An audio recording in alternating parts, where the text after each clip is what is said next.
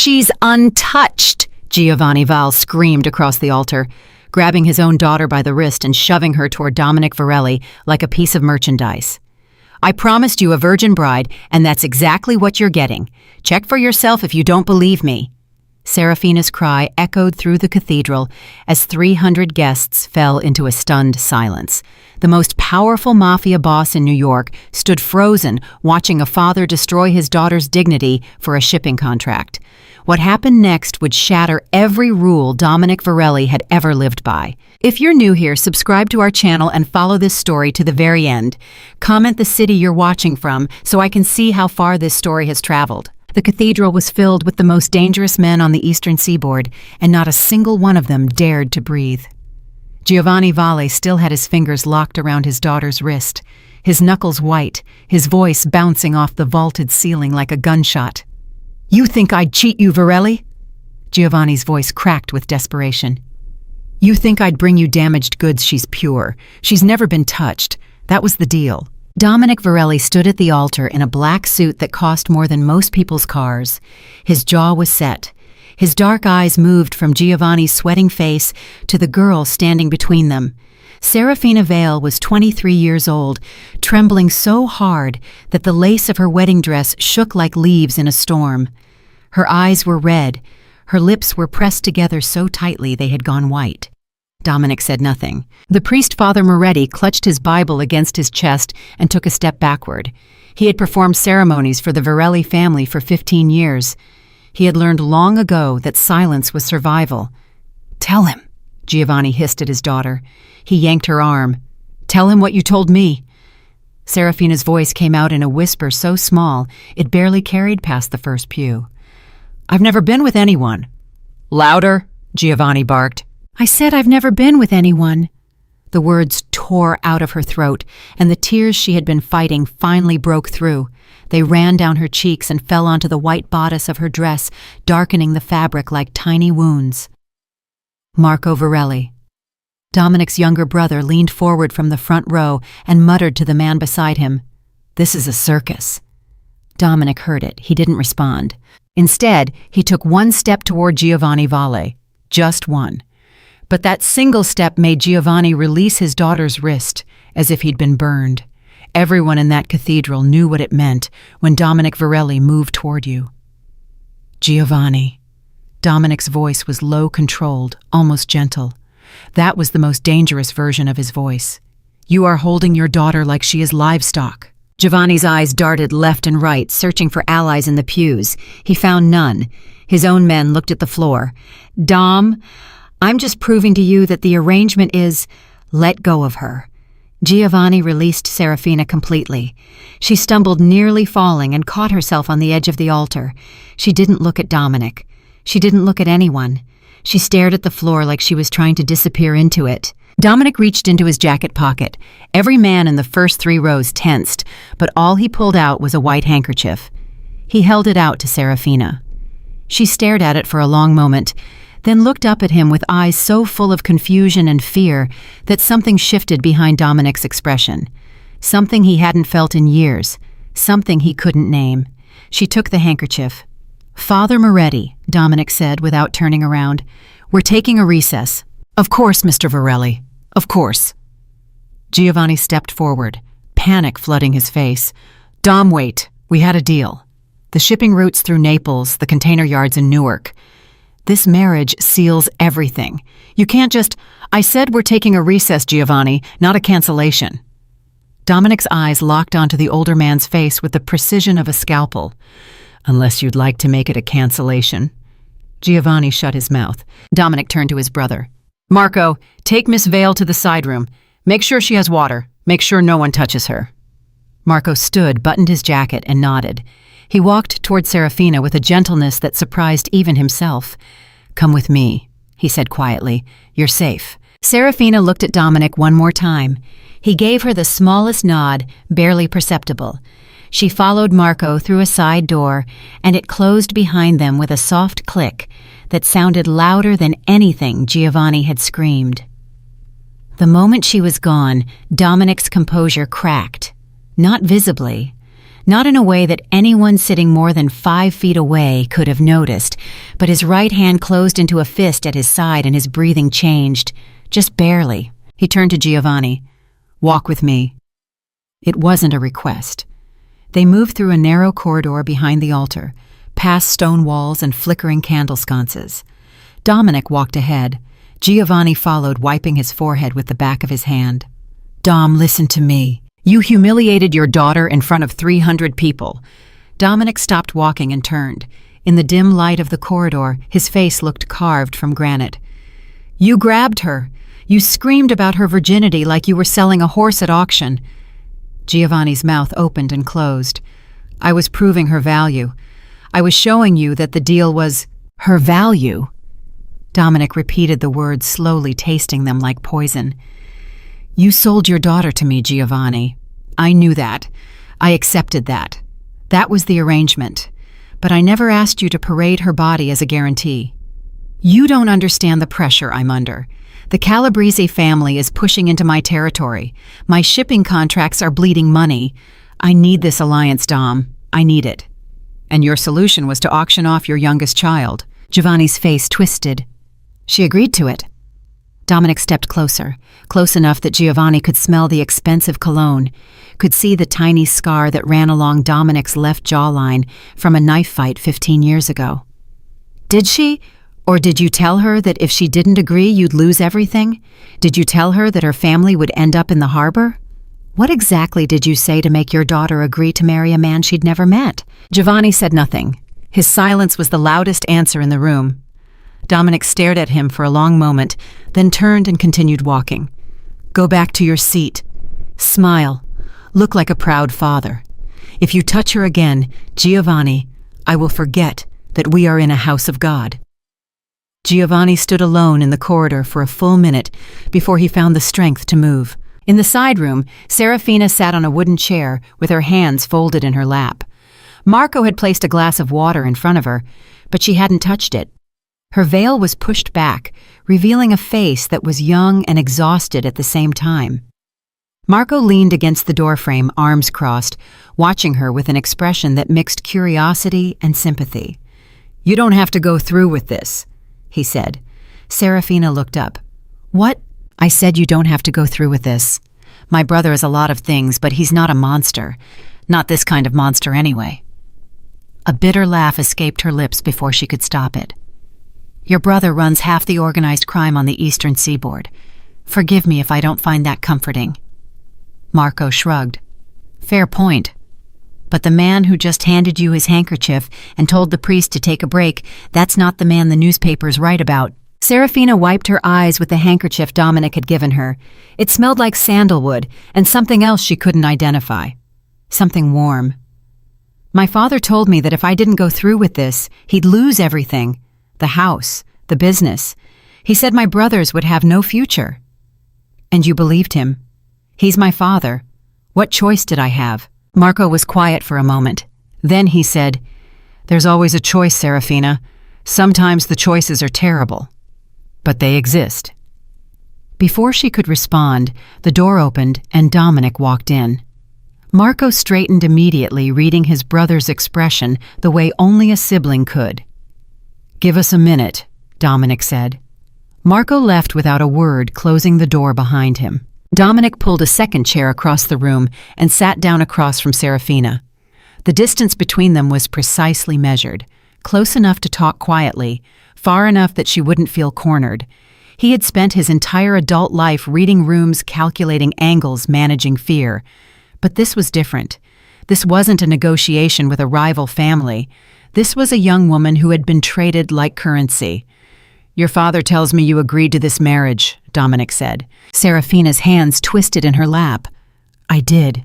"Why?" She looked at him, then really looked at him for the first time.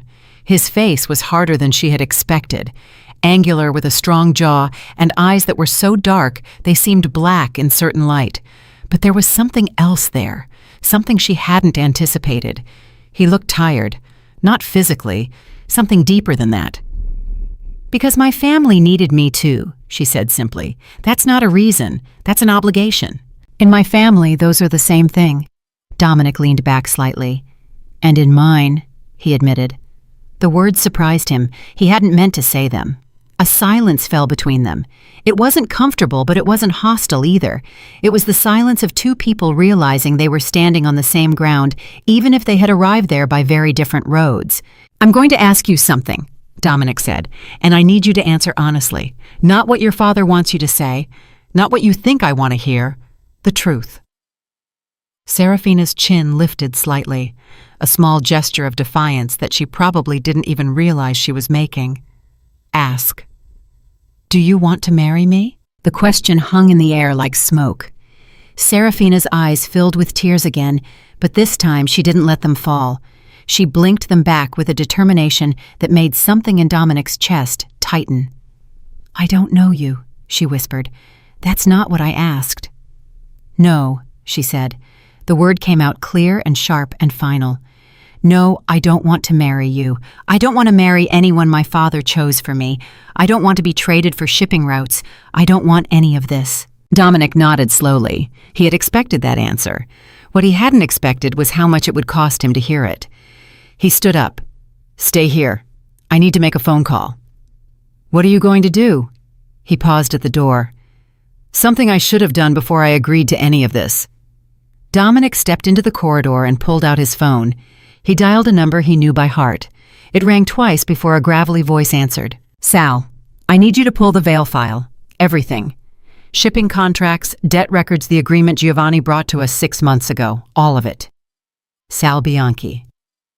Dominic's consigliere for the last 12 years didn't hesitate. You want it tonight? I want it in 20 minutes. The wedding is on hold. There was a pause on the other end.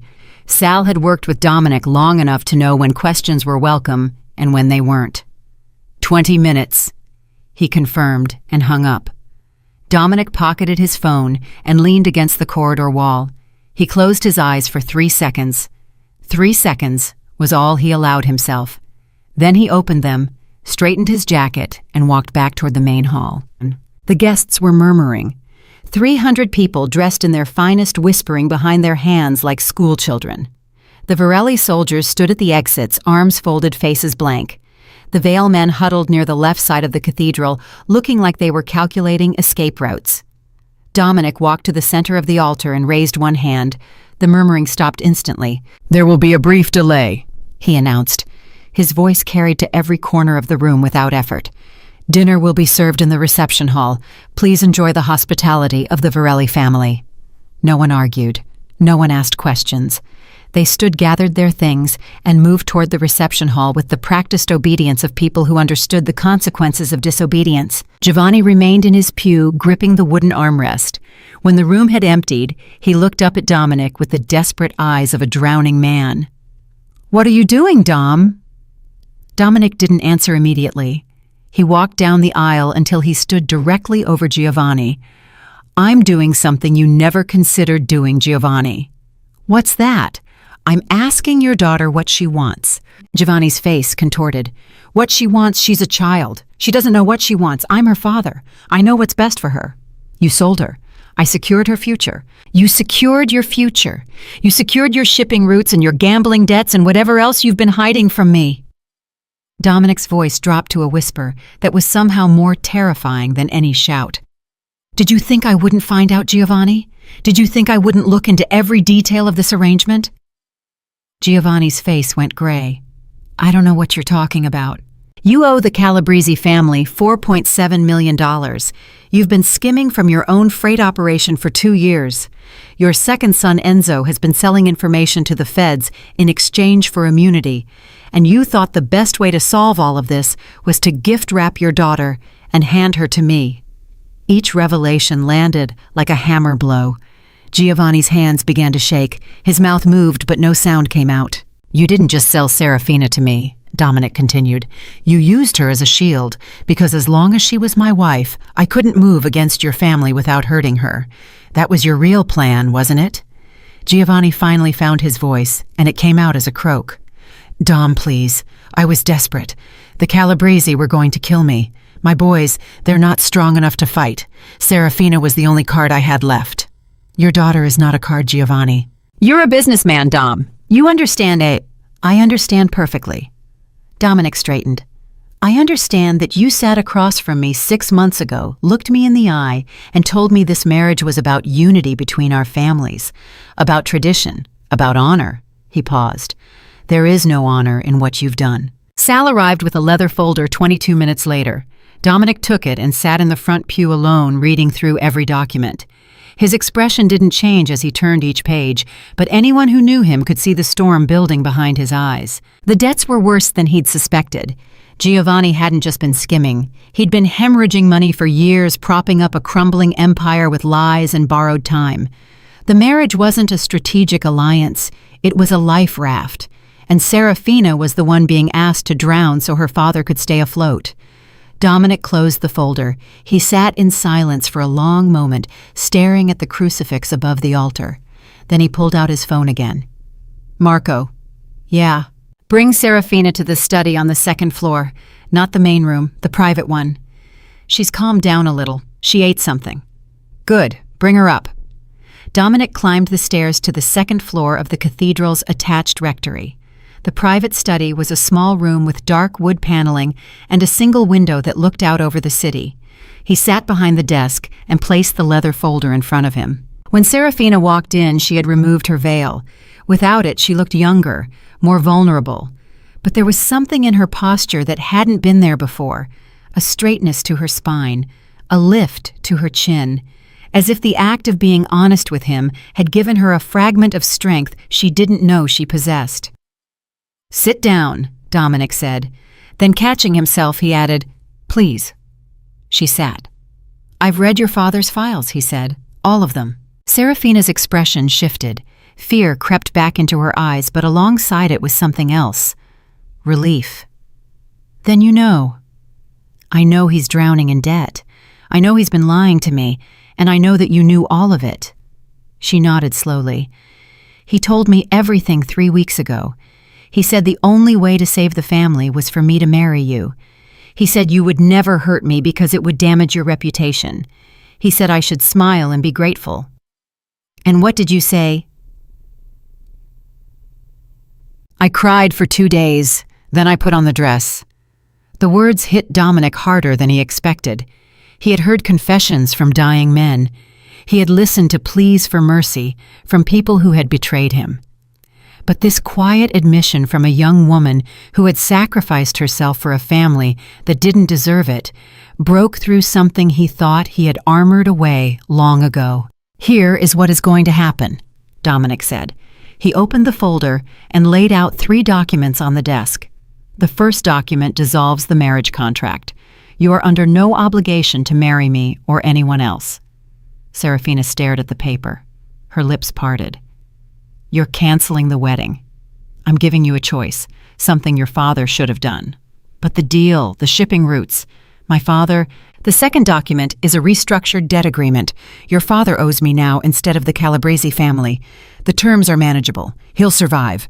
Your brothers will keep their positions. Your family will not be harmed. Her eyes were wide. Why would you do that? Dominic leaned forward. Because I built my empire on fear, Serafina. And for the first time in a very long time, I'm looking at what fear actually does to people. What it did to you. And I don't like what I see. The third document, she asked, her voice barely audible. The third document is a personal protection order. My men will guarantee your safety for as long as you need it. No strings attached, no marriage required. You can walk out of this cathedral tonight as a free woman. Serafina looked down at the 3 documents, then back up at the man who had just offered her something she had given up hoping for. Freedom. Real freedom. Not the kind her father had promised wrapped in chains and called opportunity. You don't know me, she said. Why would you protect someone you don't know? Dominic was quiet for a moment.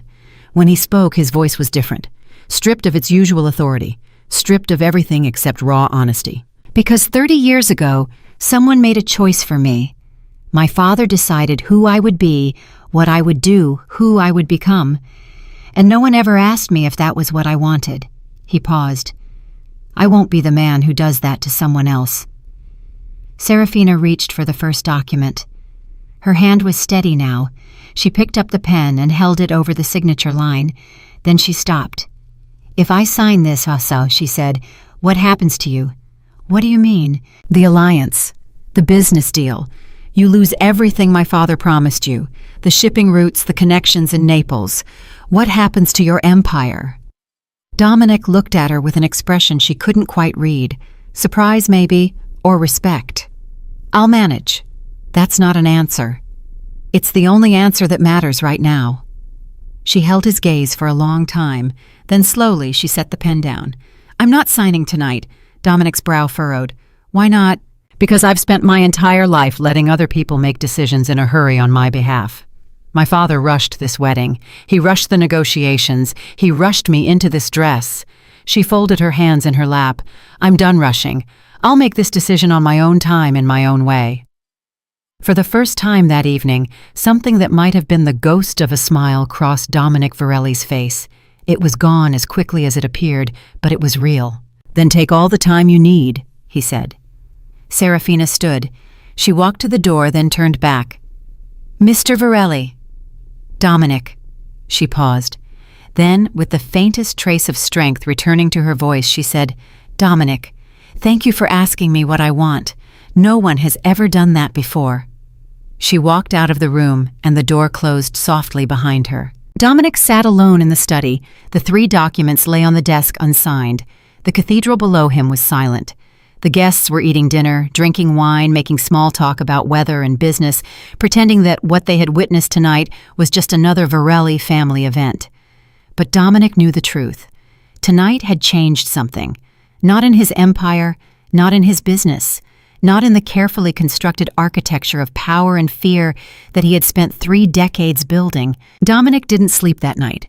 He sat in the leather chair of his penthouse office with the Veil file spread across his desk, reading every line for the 3rd time. The numbers were worse than he'd initially calculated. Giovanni Val hadn't just been bleeding money. He'd been creating phantom accounts, falsifying shipment records, and borrowing from 3 different families simultaneously, each one unaware of the others. The man had built a house of cards so fragile that a single phone call could bring the entire thing crashing down. And he had tried to use his daughter as the glue to hold it together. Marco walked in without knocking, carrying 2 cups of espresso. He set one in front of Dominic and dropped into the chair across the desk. "You look terrible," Marco said. "Thank you." The guests left around midnight. Most of them were too drunk to ask questions. The Veil family disappeared about an hour before that. Giovanni looked like a man walking to his own execution. Dominic took the espresso and drank it in one swallow. Did anyone follow them? Sal put 2 men on Giovanni's car. They went straight home. No stops, no phone calls, no side meetings. He's scared, Dom. Really scared. He should be. Marco leaned forward, resting his elbows on his knees. "So what's the play here?" "Because I've been running scenarios in my head all night and I can't figure out what you're doing." Dominic looked at his brother. Marco was 6 years younger, sharper in some ways, less patient in others. He had their mother's eyes and their father's temper, a combination that made him both loyal and dangerous. "What do you think I'm doing?" "I think you're letting a girl you've known for 4 hours get inside your head. I think you're making a decision based on something other than business, and that's something I've never seen you do, not once in 30 years. You think I should have married her?" "I think the alliance made sense. The shipping routes alone were worth—" "She's a person, Marco." "They're all people, Dom. Every deal we've ever made involves people. That's never stopped us before." Dominic stood and walked to the window. The city stretched out below him, a sprawl of lights and shadows that he had spent his entire adult life controlling. He had bought judges, intimidated senators, buried rivals, and built an empire that generated more revenue than some small countries. And none of it had prepared him for the look on Serafina Vale's face when she said, "No one has ever asked me what I want." "Pull everything we have on Enzo Vale," Dominic said without turning around. Marco's expression sharpened. "Enzo, the second son. Giovanni's file says Enzo has been feeding information to the feds. I want to know what he's given them, who his handler is, and how deep the exposure goes." Marco stood up slowly. "Dom, if Enzo is cooperating with federal investigators, that doesn't just threaten Giovanni. That threatens us. Every deal we've done with the Vale family in the last 5 years could be compromised. Exactly. So this isn't about the girl. Dominic turned from the window. His face was carved in shadows, but his eyes were burning. This is about everything. The girl, the deal, the exposure. Giovanni didn't just sell his daughter. He handed me a bomb with a lit fuse and called it a wedding present. Marco ran his hand through his hair. I'll have Sal pull the federal surveillance reports. We've got contacts in the bureau who owe us favors. Do it now. And Marco? Yeah. Don't call her the girl again. Marco stared at his brother for a long moment, then nodded once and left the room. Across the city, Serafina sat on the edge of her childhood bed in her father's house, still wearing the white dress. She hadn't been able to bring herself to take it off. Removing it felt like admitting that everything that had happened was real, and she wasn't ready for that yet. Her older brother Luca knocked on the door and entered without waiting for an answer. He was 31, broad-shouldered, and carried himself with the careful posture of a man who had been trained to fight, but preferred not to. You need to eat something, Luca said. I'm not hungry. Sarah, you haven't eaten since yesterday morning. I said I'm not hungry, Luca. Luca's face went dark when he saw the bruises. His hands curled into fists at his sides. I didn't know he was going to do that. Would you have stopped him if you did? The silence that followed was damning. That's what I thought, Serafina said quietly. Sarah, listen to me. I know this is bad. I know what Dad did was wrong. But Virelli is dangerous. The fact that he stopped the wedding, the fact that he didn't go through with it, that doesn't make him a good man. It makes him unpredictable. And unpredictable is worse than cruel. Serafina touched the handkerchief that was still folded in her lap. She hadn't let go of it since Dominic had handed it to her at the altar. He gave me a choice. 3 documents, 1 to dissolve the marriage, 1 to restructure Dad's debt, 1 for personal protection. No strings. Luca's eyebrows rose. No strings, men like Virelli don't offer anything without strings. Maybe you don't know him as well as you think you do. And maybe you're seeing what you want to see because he showed you one moment of decency in the middle of the worst night of your life. The words stung because they might have been true. Serafina looked at her brother with eyes that were red and exhausted. What's the alternative, Luca? I go back to being Dad's bargaining chip. I wait for the next family he tries to sell me to. At least Dominic asked me what I wanted. Dad is desperate. Dad is selfish. There's a difference. Luca opened his mouth, then closed it. He stood, walked to the door, and paused. Enzo didn't come home tonight. Serafina's head snapped up. What? After the ceremony fell apart, Enzo disappeared. His phone is off. Dad's been calling him for hours. A cold feeling settled in Serafina's stomach. She knew her brother Enzo better than anyone in the family. She knew his secrets, his lies, and the thing he had been doing behind everyone's backs for the past 18 months, the thing that would destroy them all if it ever came to light. Find him, she said. I'm trying. Find him, Luca, before someone else does. Luca left, and Serafina was alone again. She stood, walked to her mirror, and looked at herself in the wedding dress. The woman staring back at her was someone she barely recognized. Not the quiet, obedient daughter who had said yes to everything her father asked. Not the terrified bride who had been dragged to the altar. Someone else. Someone who had looked a Mafia boss in the eye and told him no. She reached behind her back and unzipped the dress. It fell to the floor in a pool of white lace, and she stepped out of it like she was stepping out of a cage. The next morning, Dominic received 2 pieces of information that changed everything. The first came from Sal, who walked into the penthouse office at 7:15 with a manila envelope and an expression that said nothing good was inside it. Enzo Vale has been cooperating with a federal task force for 18 months, Sal said, placing the envelope on the desk. His handler is Agent Patricia Calloway, Organized Crime Division. He's been giving them shipping routes, meeting locations, financial records. Not just his father's operations, ours too. Dominic opened the envelope and pulled out a stack of surveillance photographs. They showed Enzo Vale sitting in a diner with a woman in a gray suit handing over documents. The timestamps went back 1.5 years. How much of our operation has he compromised? Sal sat down heavily. Enough, Not everything. Enzo didn't have direct access to our primary channels, but he knew about the Newark ports, the warehouse in Red Hook, and at least 3 of our distribution contacts. Calloway has been building a case. Slowly, carefully. She's not ready to move yet, but she's close. Dominic stared at those photographs. His mind was already running calculations, building contingencies, planning counter-moves. But underneath all of that, a single thought kept surfacing. Serafina. She was Giovanni's daughter, Enzo's sister. If the feds moved against the Vale family, she would be caught in the blast radius. "What's the second piece of information?" Dominic asked. Sal hesitated. That alone was unusual. Sal Bianchi had delivered death sentences with less hesitation. "Giovanni called the Calabrese family this morning, 6:45 from a burner phone. He told them the wedding was off and that you had insulted his family's honor. He's trying to pivot. He wants to offer Serafina to Dante Calabrese instead." Dominic's hand stopped moving. He set down the photograph he was holding with the careful precision of a man preventing himself from breaking something. "He's offering her to Calabrese. Dante specifically, the son. He's been looking for a way into the Vale shipping network for years. Dante Calabrese is 46 years old and has buried 2 wives. I know. And Giovanni knows what happened to those wives. Everyone knows what happened to those wives, Dom." Dominic stood. The chair rolled back and hit the wall behind him. He didn't notice.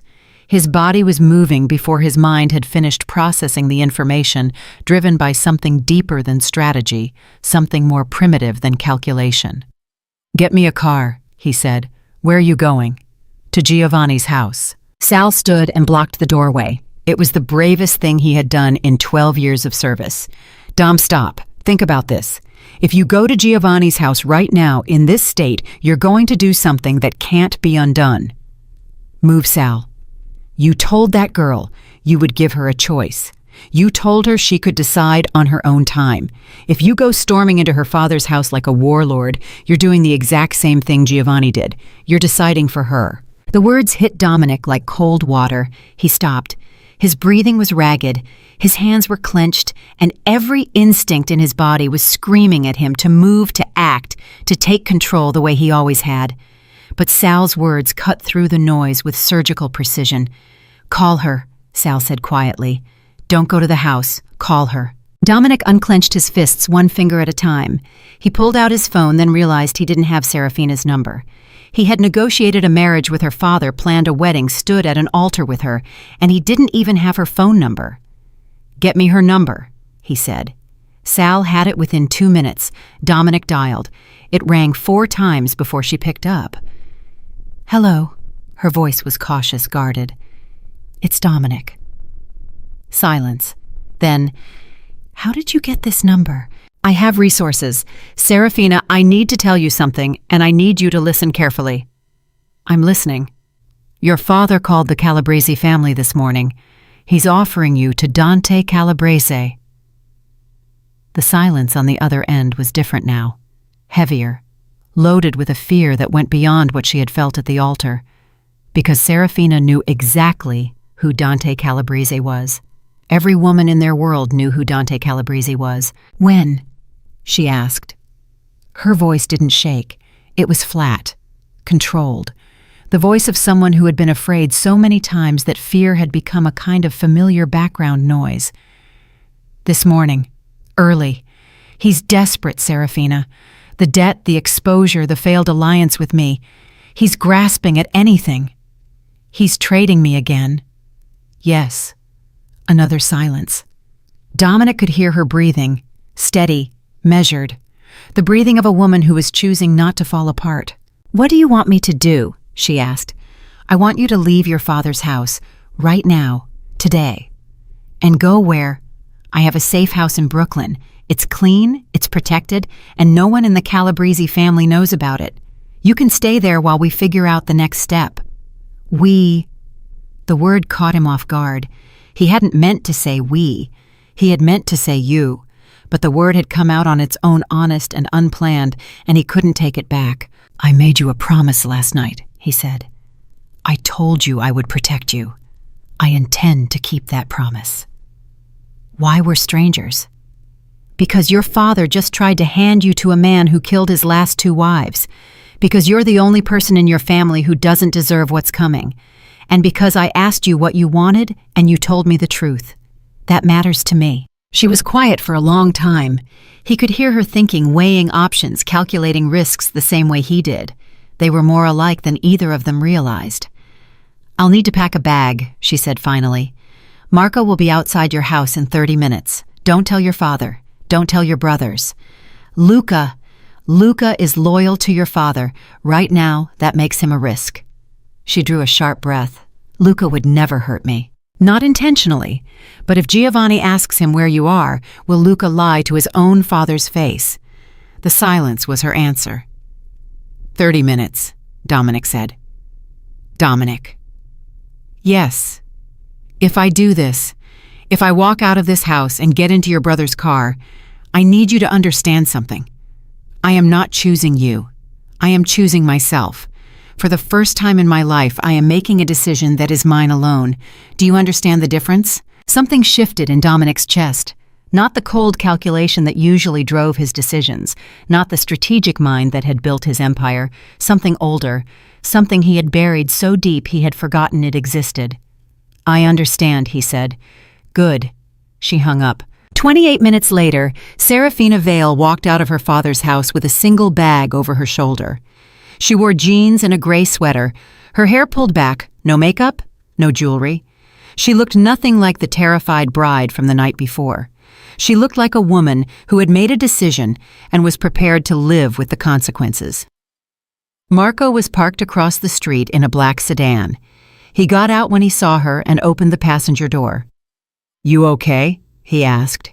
"No," she said honestly, "but I'm leaving anyway." She got in the car and Marco pulled away from the curb. Neither of them looked back. Upstairs in the house she had just left, Giovanni Valle stood at his bedroom window and watched his daughter disappear. His phone was in his hand. Dante Calabrese's number was already dialed. His finger hovered over the call button. Then he pressed it. "Dante," he said when the line connected, "we have a problem. The girl is gone." The voice on the other end was smooth, patient, and cold. "Then find her, Giovanni. You promised me a bride. I don't care which Virelli she's been talking to. She belongs to me now." Giovanni closed his eyes. "I'll get her back. You have 48 hours. After that, I'll find her myself. And Giovanni, you won't like my methods." The line went dead. Giovanni sank onto his bed and pressed his hands against his face. He had just set something in motion that he couldn't control, something that would bring Dominic Virelli and Dante Calabrese into direct conflict with his daughter caught in the middle. He had done the one thing that every father promises never to do. He had put his child in the path of destruction to save himself. Marco drove in silence for 12 minutes before Serafina spoke. She had been staring out the window, watching the familiar streets of her neighborhood disappear behind them, replaced by avenues she didn't recognize. "Does he do this often?" she asked. Marco glanced at her. "Does who do what?" "Your brother. Does he rescue women from their fathers and hide them in safe houses?" Marco almost smiled, almost. "No, this is new territory for all of us." "That doesn't exactly fill me with confidence." "It shouldn't. Confidence is dangerous in our world. Caution keeps you alive." He made a left turn and checked the rearview mirror for the third time. "But I'll tell you something about my brother that most people don't know. When Dominic makes a promise, he keeps it, even when it costs him, especially when it costs him." Serafina folded her hands in her lap and said nothing for the rest of the drive. The safe house was a brownstone on a quiet street in Carroll Gardens. From the outside, it looked like any other well-maintained Brooklyn home. Marco pulled into the narrow driveway and cut the engine.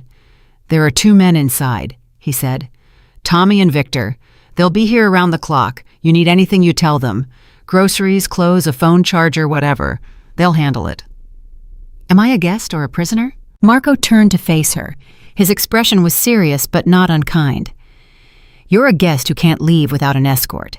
Not because Dominic doesn't trust you, because Dante Calabrese doesn't play fair, and right now your father has told him you're available." The name landed like a stone dropped into still water. Serafina's jaw tightened. "I've heard stories about Dante. They're all true, every single one." She picked up her bag and opened the car door. Then I guess I'll stay. 3 hours later, Dominic called an emergency meeting at his main office in Red Hook. The room was small, windowless, and swept for surveillance equipment twice a day. Sal was already seated when Dominic arrived. Marco came in 2 minutes later, followed by Carlo Mancini, Dominic's head of security, a former Marine with hands like cinder blocks and a mind like a chess computer. "Where do we stand?" Dominic asked, taking his seat at the head of the table. Sal opened a laptop. Enzo Vale resurfaced about an hour ago. He checked into a motel in Jersey City under a fake name. One of our guys spotted his car in the parking lot. "Is he alone?" "As far as we can tell. No federal vehicles nearby, no surveillance van. He's hiding, but not from the feds. He's hiding from his father." Marco leaned back in his chair. "Smart kid. Giovanni finds out he's been talking to the Bureau Enzo's dead, family or not." Dominic tapped his finger on the table once, twice, 3 times, a habit he had when his mind was working through multiple problems simultaneously. "We need Enzo." Carlo raised an eyebrow. "Need him for what?" "Insurance. If the feds have been building a case using Enzo's information, we need to know exactly what they have. We can't prepare a defense if we don't know the charges. Enzo is the only one who can tell us how deep the exposure goes." Sal shook his head. "Enzo's a rat, Dom. He's been selling us out for 18 months. You want to bring him in for a conversation?" "I want to bring him in because the alternative is worse. If Enzo panics and runs to his handler, Calloway accelerates the timeline. If Calloway accelerates, we've got federal agents kicking down doors within weeks. I'd rather have a conversation with a rat than a conversation with a grand jury." The room was quiet. Sal exchanged a look with Marco. Carlo stared at the table, running calculations in his head. "There's another problem," Sal said carefully. "Dante Calabrese. Giovanni gave him 48 hours to produce Serafina. That deadline hits tomorrow morning. When Giovanni can't deliver, Dante's going to come looking." "Let him look," Dominic said. "Dom Calabrese has 60 men, armed, trained, ruthless. He's not going to knock on the front door and ask politely. I'm aware of what Calabrese is capable of. Then you know that protecting the girl means going to war, and going to war with Calabrese while the feds are sniffing around is suicide." Dominic stood. He placed both hands flat on the table and leaned forward, his eyes moving from Sal to Marco to Carlo with the focused intensity of a man who had been underestimated his entire life and had turned that underestimation into an empire. "Then we make sure war is the last option. Carlo, double the security at the Brooklyn house. I want 4 men on rotation, armed with eyes on every approach. Marco, find Enzo Vale before his father does. Bring him to me alive and unharmed. Sal, reach out to Calabrese through back channels, not Dante directly. His underboss, Ricky Ferraro. Tell Ferraro that the Vale girl is under Varelli protection, and that any move against her will be considered a move against this family." Sal's eyebrows climbed toward his hairline. "You want me to declare protection over a woman you're not married to, not engaged to, and barely know? That's exactly what I want." "Dom, that's unprecedented. In 40 years, no family head has ever extended formal protection to an outsider without a blood or marriage connection. Calabrese will see it as weakness. He'll think you've lost your mind over a woman." "Then let him think that. People who underestimate me tend to regret it." Marco stood and buttoned his jacket. "I'll find Enzo. Give me until tonight." "You have until 6 o'clock." Marco left without another word. Carlo followed already on his phone, arranging the security detail. Sal remained sitting across from Dominic with the expression of a man who had been loyal for 12 years and was about to test the limits of that loyalty. "Say it," Dominic said. "You're compromised." "Excuse me." "You heard me. You're compromised. Something happened to you at that altar last night, and it's affecting your judgment. I've stood by you through wars, betrayals, and 2 assassination attempts. I've never questioned your decisions. But right now, you're risking everything we've built for a woman who told you she doesn't even want to be with you." Dominic sat back down. He looked at Sal for a long time without speaking. When he finally responded, his voice was quieter than Sal had ever heard it. "My father arranged my mother's marriage the same way Giovanni arranged Serafina's. Did you know that—" Sal blinked. "No." She was 19. He was 38. Her family owed his family money. The debt was settled with a wedding. She spent 23 years married to a man she feared, raising children she loved, and dying a little more every day. She never once complained. She never once asked for help. She just endured. Dom. She died in that house, Sal. 61 years old, and she died in the same bedroom where she had been a prisoner since she was a teenager. The doctor said it was a heart attack, but I was there. I held her hand at the end, and the last thing she said to me was, "Don't let this be all there is." Sal was silent. I didn't understand what she meant. Not then. I was 27 years old and already running half the family's operations. I thought she was talking about the business, about building something bigger. It took me 20 years to realize she wasn't talking about the empire. She was talking about the cage. Dominic leaned forward. I am not compromised, Sal. For the first time in my life, I am seeing clearly. I built this empire on fear and control the same way my father did and his father before him, and somewhere along the way, I became the thing I swore I would never be. I became the man who takes a frightened woman and calls it a transaction. Sal rubbed his face with both hands. So what do? We protect her. We neutralize the threat from Calabrese. We contain the federal exposure through Enzo. And we do it without burning down everything we've built. And if we can't do all of that, then we burn down the right things. At the safe house in Brooklyn, Serafina found herself pacing. Tommy and Victor were professional and polite, staying out of her way, while maintaining a presence that was both reassuring and suffocating. She had unpacked her single bag, eaten a sandwich she didn't taste, and called Luca 3 times. He didn't answer. On the 4th try, he picked up. "Where are you?" Luca's voice was tight-strained. "I can't tell you that." "Sarah, Dad is losing his mind. He knows you're gone. He's been on the phone all morning with people I've never heard of. Something is very wrong." "Something has been wrong for a long time, Luca. We just pretended it wasn't. Are you with Virelli?" She paused. "I'm safe. That's not what I asked. It's the only answer I can give you right now." Luca's breathing was heavy on the other end. She could hear him struggling between his loyalty to their father and his love for her 2 forces that had always coexisted peacefully and were now tearing him apart. "Enzo is missing," Luca said. "Dad thinks he ran. He thinks Enzo betrayed the family." Serafina closed her eyes. She knew the truth about Enzo. She had known for months. He had told her one night after too much wine, his face pale and terrified, begging her not to tell anyone. He was cooperating with the FBI. He was doing it because he wanted out, because he had watched their father sell their family piece by piece, and he couldn't stomach it anymore. She had kept his secret. She had carried it alongside her own fear, her own desperation, her own silent screaming. And now it was about to explode. "Luca, listen to me very carefully. Don't look for Enzo." "What? Why not?"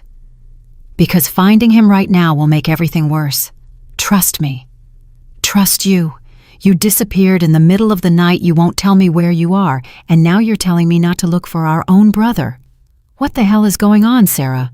I can't explain right now. Just please do what I'm asking."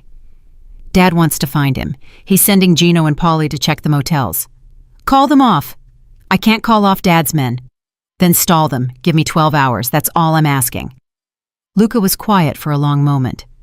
12 hours, and then you tell me everything." "Deal." She hung up and immediately called Dominic. He answered on the first ring. "Serafina, my father is sending men to look for Enzo. Gino Belletti and Polly Marchese. They're checking motels. If they find him before your brother does..." "Marco is already on his way to Enzo. He'll get there first." "You don't understand. If my father finds out what Enzo has been doing, he'll kill him. His own son. I've seen my father do terrible things, Dominic, but this would be the worst. He wouldn't be able to forgive it." Dominic's voice was steady. "How long have you known about Enzo?" The question stopped her cold. "What? You said what Enzo has been doing. You know, how long..." She pressed her forehead against the wall and squeezed her eyes shut. 4 months. You've been carrying that for 4 months. Alone. I didn't have a choice. You had a choice, Serafina. You chose to protect your brother. That took courage. It took fear. I was afraid of what would happen if anyone found out. Fear and courage aren't opposites. Most of the time, they're the same thing.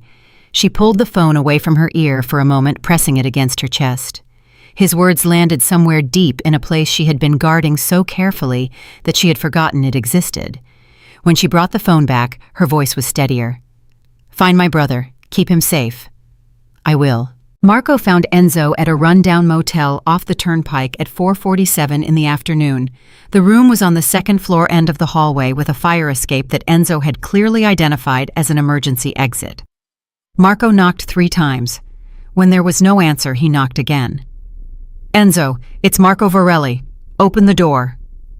A long pause. Then through the door, "How did you find me? Your car has New Jersey plates and a dent in the rear bumper that's visible from a satellite. You're not exactly hiding in plain sight." Another pause. The lock clicked and the door opened 2 inches. Enzo Vale's face appeared in the gap. He was 26, thin, with dark circles under his eyes that made him look 10 years older. His hand was shaking. "Is he going to kill me?" Enzo asked. "Dominic Gnome. My father." "That's a different conversation. Can I come in?" Enzo opened the door. Marco stepped inside and took stock immediately, one bag half-packed, laptop open on the bed with a browser showing one-way flights to Buenos Aires. A burner phone on the nightstand. And Enzo Vale standing in the middle of it all, looking like a man who had been running in his sleep for 18 months and had finally woken up. "Sit down," Marco said. "We need to talk about Agent Calloway." The color drained from Enzo's face. "How does Dominic know about Calloway?" "Dominic knows about everything, Enzo. That's why he runs this city and your father runs from it." Enzo sat on the edge of the bed. His hands were trembling so badly he had to clasp them together. "I never gave them anything on Dominic directly. I swear. Everything I gave Calloway was about my father's operation. The skimming, the false accounts, the Calabrese debts. I was trying to take down my father, not Varelli. But your father's operations overlap with ours. Shipping routes, distribution points, financial channels, anything you gave the feds about Giovanni, they can trace back to us." I was careful. "You were scared. Scared people make mistakes. What exactly did you give Calloway?" Enzo ran through it. Shipping manifests from the Newark ports. Financial records showing Giovanni's phantom accounts. Meeting logs, phone records, a recording of Giovanni negotiating with the Calabrese family.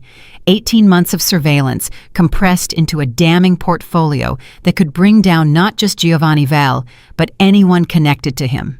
Marco listened without interrupting. When Enzo finished, Marco pulled out his phone and called Dominic. "I've got him. He's cooperating." "What's the damage?" "Significant but containable. He didn't give them our primary channels, but the secondary routes through Newark are exposed. Calloway has enough to indict Giovanni, and probably enough to open an investigation into our peripheral operations. Bring him to the house, not the office. The house." "Understood." Marco hung up and looked at Enzo. "Get your bag. You're coming with me." "Where?" "Somewhere safer than this." And Enzo, the flights to Buenos Aires, cancel them.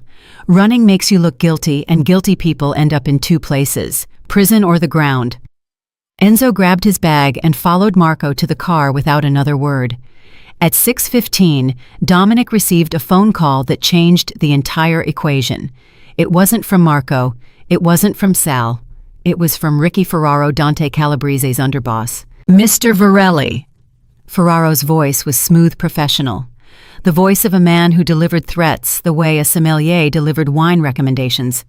"Mr. Calabrese received your message regarding the Vale girl, and he respectfully declines your claim of protection. He has an arrangement with Giovanni Vale that predates your involvement. He considers the girl his by agreement, and he intends to collect. Giovanni Vale doesn't own his daughter. He can't sell what isn't his. With all due respect, Mr. Varelli, that's a philosophical argument. Mr. Calabrese deals in practical realities." "Then here's a practical reality for Mr. Calabrese. The Varelli family has 800 men, $47 million in liquid assets and relationships with every judge, prosecutor, and police captain in the 5 boroughs. If Dante Calabrese so much as drives past the street where Serafina Vale is staying, I will consider it an act of war, and I will respond accordingly." The line was silent for 3 full seconds. Then Ferraro said, "I'll relay your position. Good evening, Mr. Varelli." The call ended. Dominic set his phone on the desk and stared at it. He had just drawn a line that couldn't be undrawn. He had threatened the second most powerful family in New York over a woman he barely knew. And the most terrifying part wasn't the threat of war. It was how certain he had been when he said it. His phone buzzed, a text from an unknown number. "This is Serafina. Marco gave me a secure phone. I need to see you tonight." Dominic stared at the message for 10 seconds. Then he typed back 2 words. "I'm coming." He stood, put on his jacket, and walked out of the office. Sal watched him leave and said nothing. There was nothing left to say. The wheels were turning, the forces were gathering, and somewhere in the space between duty and desire, between the Mafia boss and the man underneath Dominic Virelli, was walking towards something that could either save him or destroy everything he had ever built. Dominic arrived at the Brooklyn safe house at 8:43. Tommy opened the door and stepped aside without a word. Victor was positioned near the back entrance, his hand resting casually near his hip. The house was quiet, but it was the kind of quiet that hummed with tension, the kind that preceded either a conversation or a catastrophe. Serafina was sitting at the kitchen table with 2 cups of coffee in front of her. One was half empty.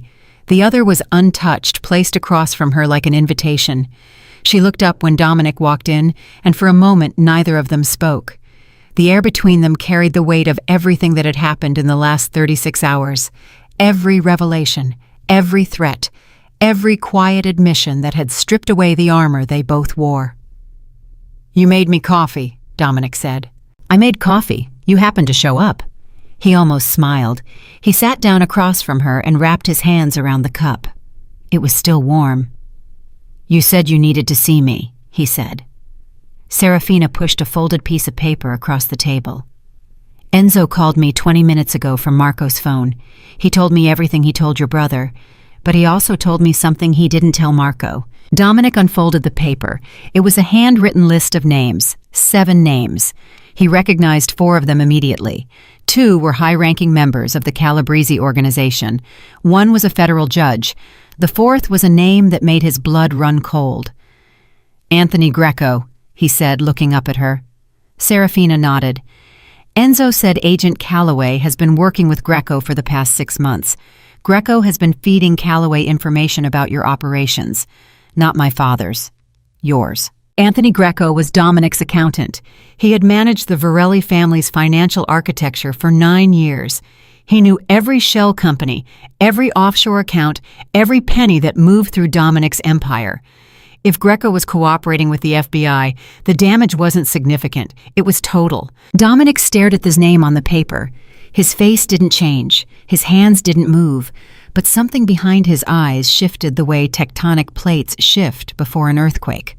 Silent, massive, irreversible. "Why didn't Enzo tell Marco?" Dominic asked. His voice was controlled, but Serafina could hear the effort it took. "Because Enzo is terrified. He knows what happens to people who deliver bad news in your world. He asked me to tell you because he thought you might not kill the messenger if the messenger was me. He used you as a shield. He's my brother. He's scared. People do desperate things when they're scared." She held his gaze. "You know that better than anyone." Dominic folded the paper and put it in his jacket pocket. His mind was already racing, recalculating, restructuring. Greco had access to everything. If the FBI had turned him 6 months ago, they had half a year's worth of financial intelligence, bank transfers, real estate purchases, investment accounts, the kind of evidence that didn't just lead to indictments, the kind that led to RICO charges and life sentences. "I need to make calls," Dominic said, standing. "Wait!" Serafina stood too. "There's something else." "Serafina, I don't have time for—" "Dante Calabrese sent someone to my father's house tonight." Dominic stopped moving. "An hour ago. Luca called me. 2 men showed up. They didn't touch anyone. They didn't threaten anyone directly. They just sat in the living room and told my father that Dante was coming for me personally. Tomorrow. And that if my father couldn't produce me, Dante would consider the Vale family's debt to him in default. Full default." "Full default means—" "I know what it means. It means Dante takes everything. The house, the business, the shipping contracts, and then he takes whatever he wants on top of that." Dominic's jaw clenched. The 2 crises were colliding now. Greco's betrayal threatened his empire from within. Calabrese's aggression threatened Serafina from without, and both of them were converging on a single point in time, tomorrow. Call Luca back, Dominic said. Tell him to get your father out of that house tonight. Move him somewhere. A hotel, a relative's place, anywhere that isn't connected to the Vale name. My father won't leave his own home. He's too proud. Then his pride is going to get him killed. Serafina Dante Calabrese doesn't make empty threats. Those two men sitting in your father's living room weren't messengers. They were markers. They're watching the house, counting exits, timing routines. By tomorrow morning, Dante will know every way in and out of that building. Serafina's face went pale, but her voice held steady. I'll call Luca. She stepped into the hallway, and Dominic pulled out his phone. He dialed Sal. We have a problem bigger than Calabrese, Dominic said without preamble. Anthony Greco has been working with the feds. The silence on the other end lasted 5 full seconds. When Sal finally spoke, his voice sounded like it belonged to a man who had just been punched in the stomach. Greco. Our Greco. The same. How long? 6 months, maybe more. Enzo Vale gave the information to his sister. She just told me. Dom, if Greco flipped, we're exposed on every level. He built our entire financial infrastructure. He knows where every dollar is and where it came from. I'm aware. We need to move assets immediately, tonight. Every account Greco had access to needs to be frozen, redirected, or closed. And we need to find Greco before the feds put him in witness protection. Agreed. Start with the offshore accounts in the Caymans and the shell companies in Delaware. Those are the most vulnerable. I'll handle Greco personally. Personally? Dom, you can't go near him. If the feds are watching Greco, I said I'll handle it. Don't question me on this, Sal, not tonight. He hung up and dialed Carlo Mancini. Carlo, I need a location on Anthony Greco. Home office, gym, girlfriend's apartment, wherever he is right now. Carlo's response was immediate. Give me 15 minutes. You have 10. Dominic pocketed his phone and leaned against the kitchen wall. His heart was beating faster than it should have been, not from fear, from anger. Anthony Greco had sat across from him at dinner last month, poured him wine, laughed at his jokes, and wished him well on his upcoming marriage. And the entire time, he had been recording every financial transaction, photographing every document, and delivering it all to a federal agent with a warrant and a mandate. Betrayal was nothing new in Dominic's world. He had survived it before. But this one cut differently. Greco wasn't a soldier or an associate. He was an insider, a trusted advisor, the kind of person who knew not just the business, but the man behind it. Serafina returned from the hallway. Luca agreed to move our father. He's taking him to our aunt's house in Westchester, but he's not happy about it. Luca doesn't need to be happy. He needs to be alive. She sat down and looked at him. Really looked at him. Not with the fear she had felt at the altar, not with the cautious curiosity of their conversation in the study. This was something different. This was the look of a woman who was watching a man carry the weight of an entire world on his shoulders and recognizing the cost. You're not okay, she said. I'm fine. You're not fine. Your hands haven't stopped moving since you read that paper. Your jaw is clenched so tight I can see the muscle working from here. And you've checked your phone 4 times in the last 2 minutes. Dominic looked down at his hands. She was right. His fingers were drumming against the table in a rapid, unconscious rhythm. He stilled them with deliberate effort. Someone I trusted betrayed me, he said simply. I know the feeling. The words landed between them with the quiet force of shared understanding. 2 people from different worlds, different circumstances, different lives, but bound by the same wound. The wound of trust, broken by someone who should have protected it. Dominic, she said, let me help. Help how? Enzo knows more than what he told Marco. He knows things about Calloway's operation, about the timeline, about who else might be compromised.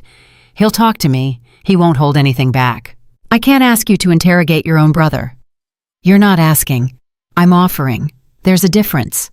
She paused. You taught me that. He studied her face for a long moment. The woman sitting across from him bore almost no resemblance to the trembling bride he had met at the altar. The fear was still there. He could see it in the tension around her eyes, but it had been joined by something harder, something forged in the crucible of the last 36 hours. Resolve, purpose, a refusal to be passive in her own story. All right, he said. Marco is bringing Enzo here tonight. Talk to him. find out everything he knows about Greco, about Calloway's timeline, about any other names he's been holding back. And then we figure out how to survive tomorrow. Enzo arrived at the safe house at 10:17, looking like he hadn't slept in 3 days. Marco walked him through the door and positioned himself near the exit, with the practiced vigilance of a man who didn't fully trust anyone he was protecting. Serafina met her brother in the hallway. When Enzo saw her, the carefully maintained composure he had been wearing like a mask crumbled. His face twisted, his eyes filled, and he grabbed her in a hug so desperate that she could feel him shaking against her. "I'm sorry," he whispered. "I'm sorry for all of it. For the feds, for the secrets, for everything Dad put you through. Stop apologizing and start talking." She pulled back and held him at arm's length. "Dominic knows about Greco." Enzo's face went white. "I told you that in confidence. And I used that confidence to save your life. If Dominic had found out about Greco from anyone else, you would be a liability. Right now you're an asset. Do you understand the difference?" Enzo swallowed hard. "Yeah, I understand." "Good. Sit down. Tell me everything you know about Agent Calloway's timeline. When is she planning to move? How many indictments is she seeking? And who else besides Greco is feeding her information?" Enzo sat at the kitchen table and spoke for 45 minutes straight. Serafina listened without interrupting, absorbing every detail, filing every name, every date, every connection into a mental map that was far more sophisticated than anyone would have expected from a woman who had been until 2 days ago a silent pawn in her father's game. The picture that emerged was worse than anyone had anticipated. Calloway wasn't just building a case against Giovanni Valle. She was building a sprawling RICO prosecution that would encompass 3 families, including the Varellis. Greco had provided the financial architecture. Enzo had provided the operational details. And a third source, someone Enzo knew only by a code name, Lighthouse, was providing information from inside the Calabrese organization. "Lighthouse," Serafina repeated. "You don't know who it is?" "No. Calloway kept her sources compartmentalized. I only know about Greco because I saw him at one of my debriefings. He didn't see me, but I recognized him." If Calloway has sources inside all 3 families, this isn't just a prosecution, it's a dismantlement. Enzo nodded miserably. "She's been working on this for 3 years, the whole thing. I was just one piece." Serafina stood and walked to the doorway where Marco was standing. "I need to talk to your brother." Marco raised an eyebrow. "He's on the phone with Sal. They're moving money." "This can't wait." Marco studied her face, then pulled out his phone and texted Dominic. The reply came in 4 seconds. He says go ahead. Serafina took the phone and dialed Dominic directly. He picked up on the first ring. "Calloway has a third source inside the Calabrese organization," Serafina said without greeting. "Codename Lighthouse. Enzo doesn't know who it is, but Calloway has been running this investigation for 3 years. This isn't about my father or your family individually. She's trying to bring down all 3 organizations simultaneously." Dominic was silent for 3 beats. 3 years. 3 years. Greco is her financial key, Enzo was her operational key, and Lighthouse is her key into Calabrese. She's building a RICO case that connects all 3 families through shared shipping routes, financial channels, and territorial agreements. If she has all 3 sources, she's close to ready. Enzo thinks she's planning to move within 60 days. 60 days. Maybe less. He said she was accelerating after the wedding fell apart because it destabilized the relationships between the families. She sees chaos as opportunity. Dominic's mind was processing at full speed now. 60 days, maybe less. Greco was compromised. The financial infrastructure was exposed. Calabrese was threatening war. And somewhere in the middle of all of it, a federal agent was watching every move, waiting for the perfect moment to bring the hammer down. "Serafina." "Yes." "You just gave me this most important intelligence I've received in a decade. A woman I met 36 hours ago just did what my entire organization couldn't do. I'm not doing it for your organization, Dominic. I'm doing it because my family is inside that blast radius too." "I know. That's what makes it matter." He hung up and immediately called Carlo. "Greco, where is he?" "He's at his apartment on the Upper West Side. He's been there all evening. No visitors, no unusual activity. He ordered takeout at 7:30 and hasn't left since." "I need a team at his building in 20 minutes. Not inside, outside. Watch every exit. If he moves, I want to know where he goes and who he talks to. And if the feds have surveillance on him, then we'll know that too. Watch for unmarked vehicles, communication vans, anyone sitting in a car for too long. If Calloway has eyes on Greco, I want eyes on Calloway. Done. Dominic set down his phone and pressed his palms flat against the desk. The chessboard was enormous now. 3 families, a federal investigation, a rogue accountant, a dangerous rival, and a woman who was quickly becoming the most unexpected and valuable ally he had ever had. He picked up the phone one more time and called Ricky Ferraro. Ferraro answered on the 3rd ring. "Mr. Varelli, I wasn't expecting to hear from you again so soon. Tell Dante I want a meeting, face-to-face, tomorrow morning. A meeting under what terms? Neutral ground, no weapons, 5 men each. The old restaurant in Red Hook, the one Sal Tessio used to run, 9 o'clock. Mr. Calabrese doesn't do neutral ground. He does if the alternative is a war he can't win while the FBI is building a RICO case against his entire organization." Dead silence. Dominic could practically hear Ferraro's mind racing. "What do you know about a RICO case?" "Enough. Tell Dante. 9 o'clock. If he doesn't show up, the next person I call is Agent Patricia Calloway. And I promise you, Ricky, that conversation will be much worse for your boss than anything I could say." He hung up before Ferraro could respond. At the safe house, Serafina was sitting with Enzo when her phone buzzed. A text from Dominic. "Meeting with Calabrese tomorrow morning. Stay at the house. Don't leave for any reason." She stared at the message. Her fingers hovered over the keyboard. Then she typed back, "Be careful." The response came immediately. "I've never been careful in my life." She set the phone down and looked at her brother. Enzo was curled on the couch, finally asleep, his face still creased with worry, even in unconsciousness. She pulled a blanket from the back of the couch and draped it over him with the tenderness of a woman who had spent her entire life taking care of everyone except herself. Marco appeared in the doorway. "You should sleep too." "I can't." "You should try." "Marco, can I ask you something?" He leaned against the frame. "Go ahead." "Your brother, the way he is, the power, the control, the empire, was he always like that? Or did something make him that way?" Marco was quiet for a long time. When he spoke, his voice was different, softer, stripped of the sardonic edge he usually carried like a weapon. "Dominic was the kindest kid I ever knew. When I was 6, I fell off the fire escape and broke my arm. He carried me 14 blocks to the hospital because our father said real men don't cry, and he wouldn't call an ambulance. Dom was 12 years old, and he carried me the whole way." "What happened to that boy?" "Our father happened. This life happened. You don't survive in this world by being kind. You survive by being harder than everyone else. Dom learned that lesson early, and he learned it well. But the kid who carried me 14 blocks, he's still in there. I see him sometimes, when he thinks nobody's watching." "I saw him at the altar," Serafina said, "when he handed me the handkerchief." Marco nodded slowly. "Yeah, so did I." He straightened and checked his phone. "Get some rest. Tomorrow is going to be a long day." He walked toward the front of the house, and Serafina sat alone in the quiet living room, listening to her brother breathe, and thinking about a 12-year-old boy who carried his brother 14 blocks because no one else would. She thought about the 3 documents on the desk in the cathedral, the ones she hadn't signed, the dissolution, the debt, restructuring, the protection order, 3 pieces of paper that represented 3 different futures.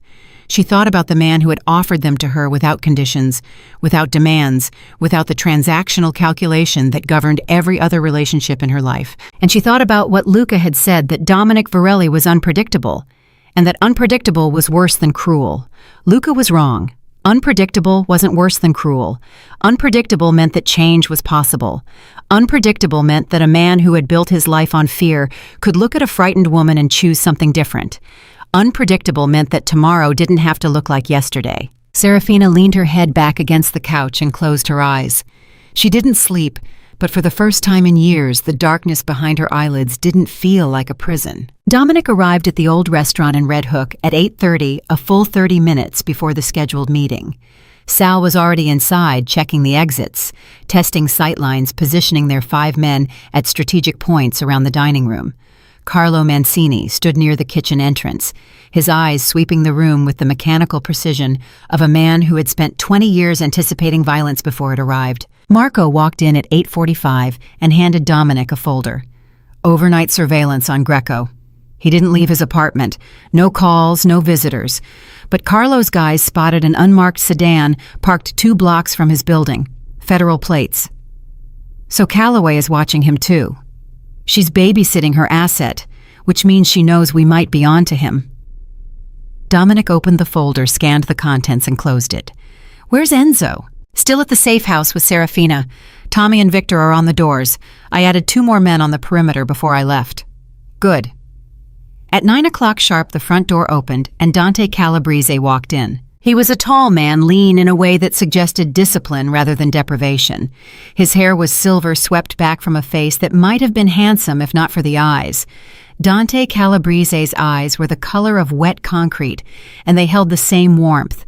He wore a charcoal suit, no tie, and moved with the unhurried confidence of a man who had never been told no and fully expected that pattern to continue. Ricky Ferraro flanked him on the left. 3 soldiers followed, spreading out with practiced ease. 5 men total as agreed. Dante stopped in the center of the room and looked at Dominic the way a collector looks at an interesting piece he's considering purchasing. Varelli, I have to say this is unexpected. You've never requested a sit-down before. I've never needed to. And you need to now. Sit down, Dante. The 2 men took seats across from each other at a round table near the center of the room. No one else sat. The soldiers from both families stood at measured distances close enough to act far enough to suggest restraint. You mentioned a RICO case, Dante said, folding his hands on the table. That's a bold claim to make over the phone. I hope you have something to back it up. Dominic reached into his jacket and placed Serafina's handwritten list on the table. 7 names. He turned the paper so Dante could read it. Dante's eyes moved down the list. His expression didn't change until he reached the 5th name. Then something flickered across his face, quick as a knife gone just as fast. But Dominic caught it. You recognize someone, Dominic said. Dante's jaw worked silently for a moment. Where did you get this? A source inside the investigation. Agent Patricia Calloway has been running a 3-year RICO operation targeting all 3 of our families simultaneously. She has sources inside my organization, inside the Veil operation, and inside yours. The code name for her source in your family is Lighthouse. Dante leaned back. His hands remained folded, but his knuckles had gone white. And you're sharing this information with me out of the kindness of your heart. I'm sharing it because we have a common enemy. Calloway doesn't care about territory disputes or shipping routes. She wants to dismantle every organized family on the eastern seaboard. If she succeeds, there won't be enough of any of us left to fight over. So you want a truce? I want more than a truce. I want coordination. We identify Calloway's sources. We contain the exposure, and we make sure her case falls apart before it reaches a grand jury. Dante studied Dominic for a long moment. Then he said, And what about the girl? The room temperature dropped. Sal shifted his weight near the wall. Marco's hand moved 2 inches closer to his hip. The girl has a name, Dominic said. Serafina Vale, and she is not part of this discussion. She's very much part of this discussion. Giovanni Valle promised her to me. That promise represents a business arrangement that I've invested considerable resources in. I don't appreciate having my investments stolen. Giovanni Valle doesn't have the authority to promise his daughter to anyone. She's a human being, not a commodity. Dante smiled, and it was the coldest expression Dominic had ever seen on a human face. Don't play the humanitarian with me, Varelli. You were standing at the same altar, ready to marry the same girl under the same arrangement. The only difference between us is that you lost your nerve. The difference between us is that I looked at her and saw a person. You looked at her and saw a transaction. I looked at her and saw leverage, which is exactly what she is. Giovanni's debt to me is $4.7 million. Serafina was the collateral. Without her, Giovanni defaults, and I take everything he has, including his shipping routes, which I should remind you, feed directly into your operation. Dominic leaned forward. Here's what you're not understanding, Dante. Those shipping routes are already compromised. Calloway has 18 months of surveillance data on every vessel, every port, every container that moved through the Veil network. If you take over Giovanni's operation, you're not inheriting an asset. You're inheriting a federal investigation. For the first time, uncertainty crossed Dante Calabrese's face. Not fear. Men like Dante didn't feel fear the way ordinary people did. But uncertainty, the realization that the board had more pieces on it than he had counted. That was something even Dante couldn't ignore. "Prove it," Dante said. "Show me Calloway's surveillance data. I don't have the full file, but I have enough to know that any move you make on the Vale family right now puts you directly in Calloway's crosshairs. And if she connects you to the debt collection, the threats, and whatever happened to your previous 2 wives, you won't need a lawyer. You'll need a miracle." The mention of his wives was a calculated risk. Dominic watched Dante's face carefully. The concrete eyes hardened, the jaw clenched. But Dante didn't explode. He was too controlled for that, too practiced. "You're threatening me," Dante said quietly. "I'm informing you. There's a difference." Ricky Ferraro stepped forward and whispered something in Dante's ear. Dante listened, nodded once, and turned back to Dominic. "I'll consider your proposal, the coordination against Calloway, but Serafina Vale remains my concern. Giovanni made a promise, and promises in our world carry weight. Serafina is under my protection. Any move against her is a move against me. I told Ferraro that yesterday, and I'm telling you today. There won't be a third time." Dante stood. He buttoned his jacket with deliberate slowness. "You've changed, Virelli. A year ago, you would have married the girl, taken the shipping routes, and moved on. Something happened to you." "Something did. I hope it was worth it." Dante walked out. Ferraro and the 3 soldiers followed. The door closed, and the room exhaled. Marco was the first to speak. "That went better than I expected." "It went exactly as I planned," Dominic said. But his hands were trembling slightly as he reached for the list of names. He folded it and put it back in his pocket. He recognized a name on that list. 5th position.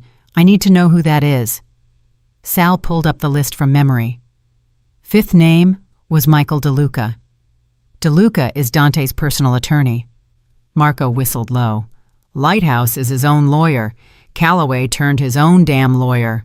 Dominic stood. "Which means Dante is going to tear his organization apart looking for the leak.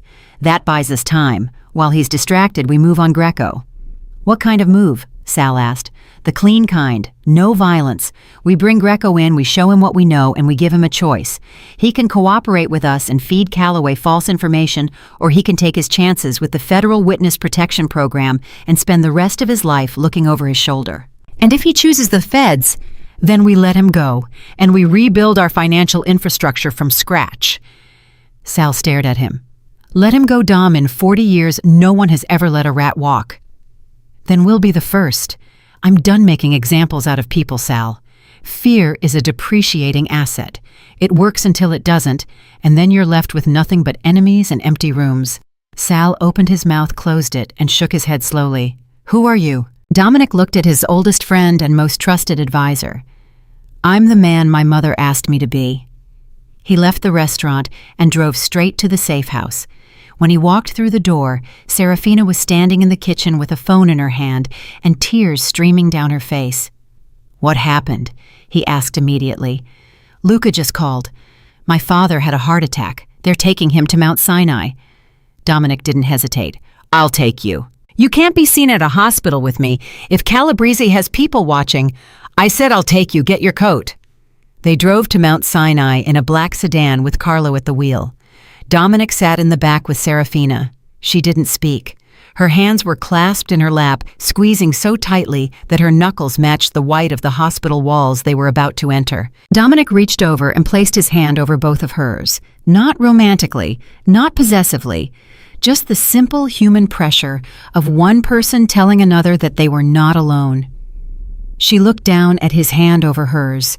Then she turned her palms upward and held on. They arrived at the hospital and found Luca in the waiting area. His face was gray, his shirt untucked, his eyes hollow with the particular exhaustion that comes from watching a parent's mortality become real. "He's stable," Luca said. "They're running tests. It was mild, but the doctor said his blood pressure is dangerously high."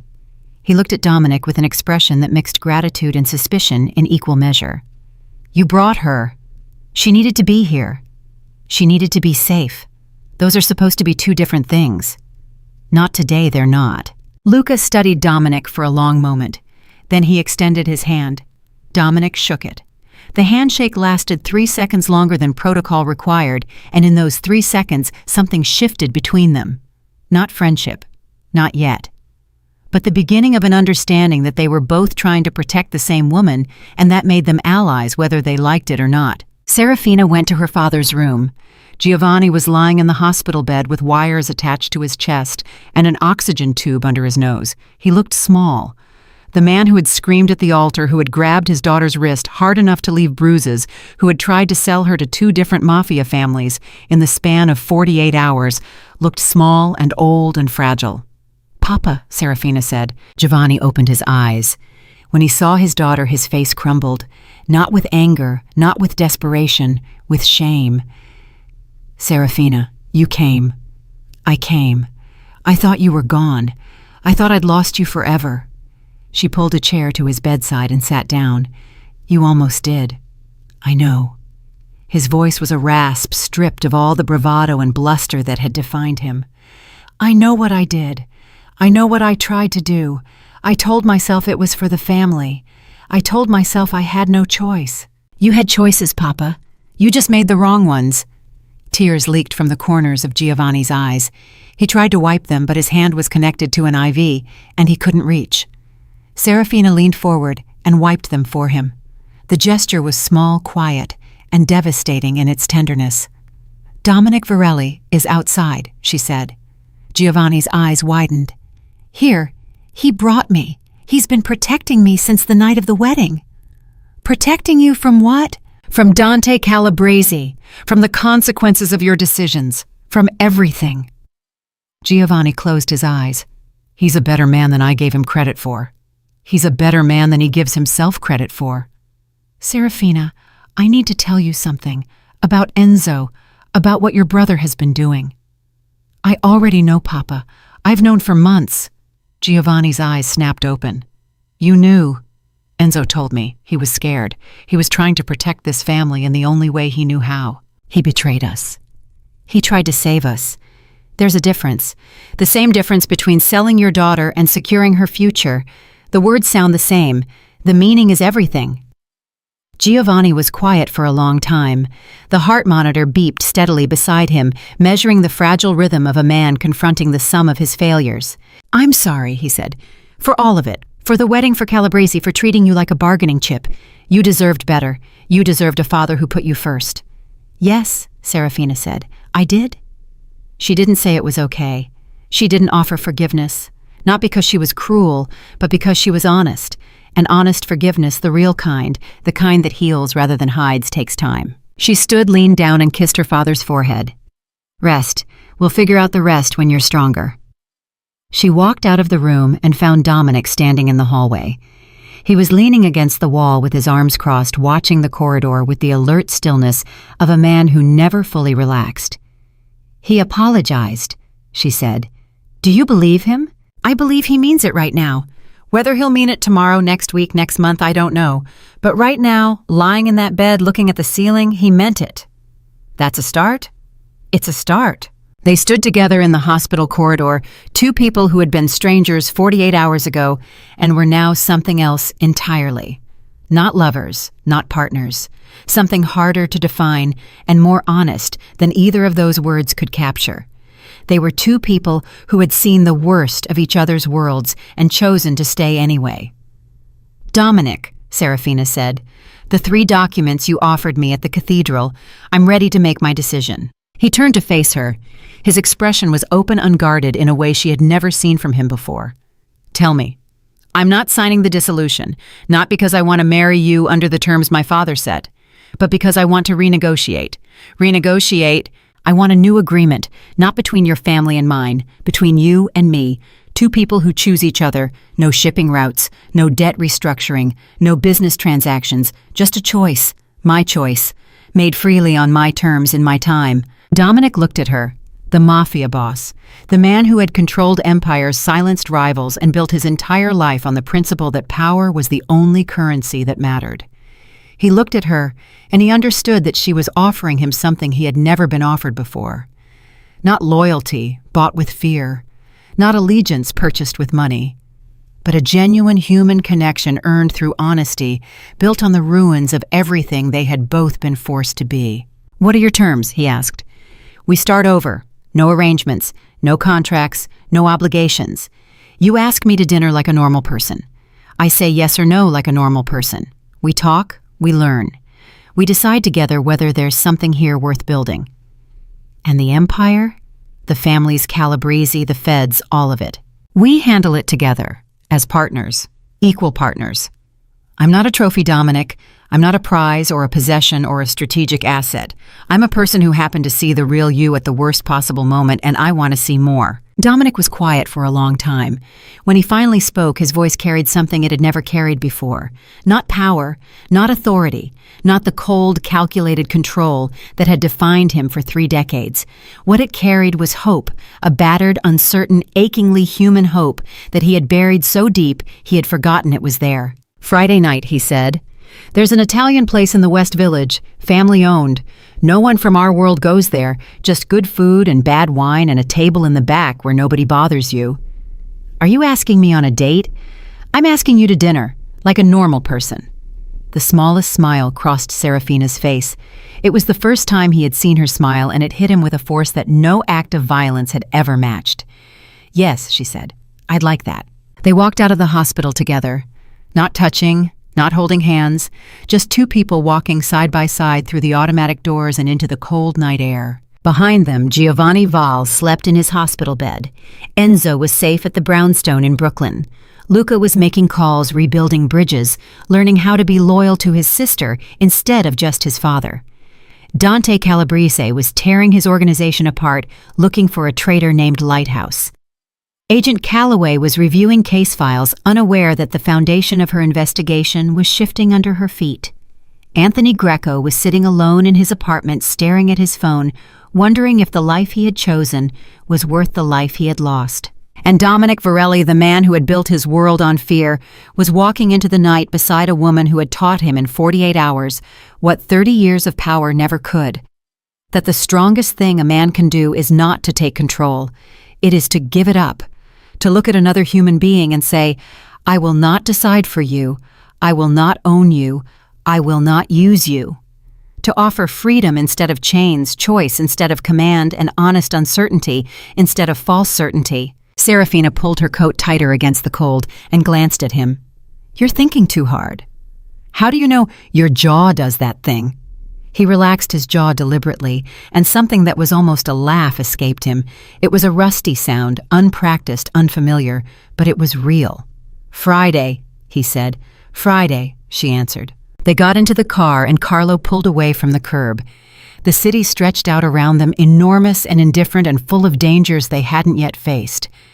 There would be battles ahead. Federal investigations and family betrayals and the slow, painful work of building something honest on top of foundations that had been built on lies. None of it would be easy. None of it would be clean. But for the first time in either of their lives, they were choosing it. Not because someone told them to. Not because a contract demanded it. Not because fear or debt or obligation left them no other option. They were choosing it because they wanted to. And in a world built on power, that single act of free will was the most revolutionary thing either of them had ever done.